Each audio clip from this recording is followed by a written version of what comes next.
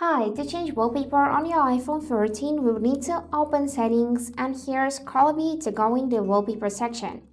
So now we can customize our lock screen and home screen. For that, just simply select the blue button Add New Wallpaper, and now you can see all of the available options by the categories. Also swipe left to check more options available. So now let's just select something, for example from the weather and astronomy. Just simply tap it and now you'll be able to change its appearance. For example, we can change the font and color. Here we can also drag the slider to change the font. After that we can change its color, and also we can change some widgets here. So we can remove some of them by tapping on the minus, or we can add some just by selecting it and tapping like that.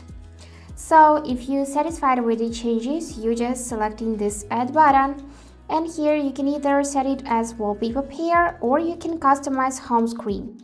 Let's do it now. So we can also go in this photo section and choose any photo from our gallery. We can blur the current photo, we can change its color, we can make it gradient, and we can select the pair.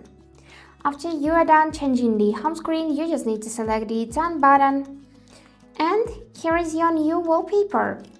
Also, as for additional way, you can just press and hold your lock screen like that and you'll see this option to customize.